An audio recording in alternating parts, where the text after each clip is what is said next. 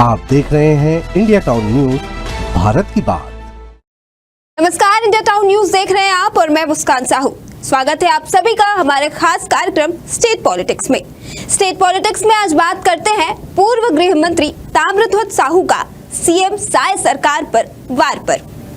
जहां एक तरफ 1 जुलाई से देश में 3 नए आपराधिक कानून, भारतीय न्याय संहिता, भारतीय नागरिक सुरक्षा संहिता और भारतीय साक्ष्य अधिनियम लागू हुआ, जो भारत की आपराधिक न्याय प्रणाली में व्यापक बदलाव लाएंगे और औपनिवेशिक युग के कानूनों को समाप्त करेंगे।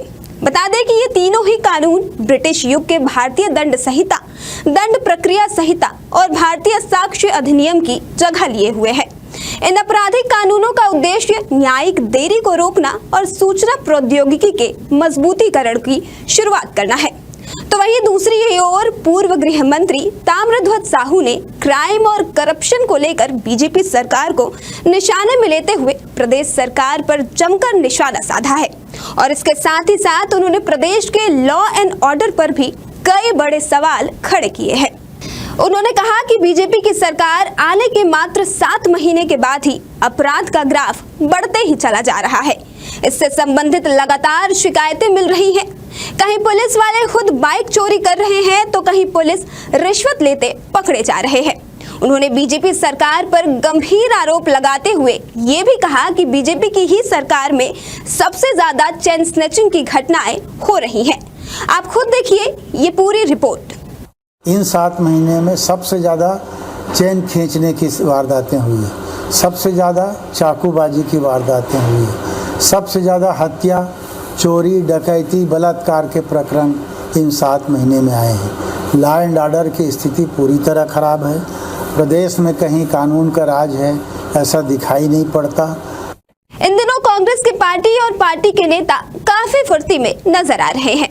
9 और 10 जुलाई को इसी कड़ी में कांग्रेस की बड़ी बैठकें होने जा रही हैं, जिसमें पहले दिन यानी 9 जुलाई को जहां वरिष्ठ नेताओं और जिला अध्यक्षों की बैठक होगी, तो वहीं 10 जुलाई को रायपुर दक्षिण उपचुनाव को लेकर राजीव भवन में बैठक होगी। इस दौरान रायपुर से सभी वरिष्ठ नेता इस मीटिंग में शामिल होंगे।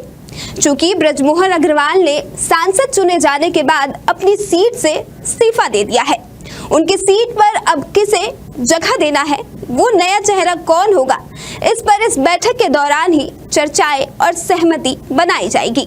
तो वहीं ऐसी कयासें भी लगाई जा रही हैं कि इस वरिष्ठ नेता और जिला अध्यक्षों की बैठक में पार्टी संगठन में कसावट की कोशिश के साथ ही साथ निष्क्रिय पदाधिकारियों को 2 टूक लहजे में संदेश भी दिया जाएगा कि ऐसे लोग पार्टी में अब ज्यादा देर तक नहीं टिकने वाले हैं।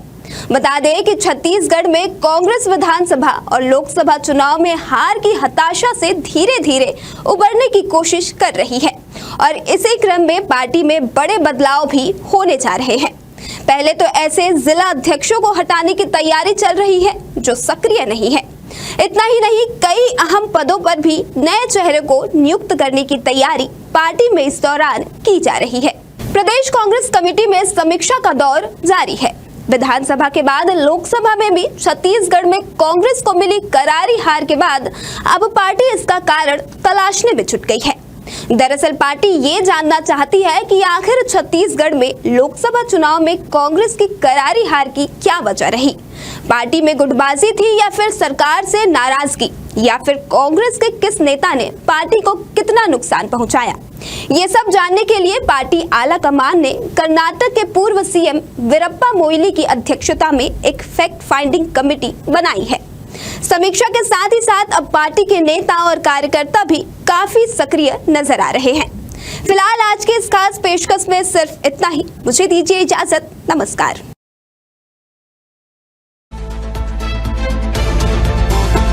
आप देख रहे हैं इंडिया टाउन न्यूज, भारत की बात।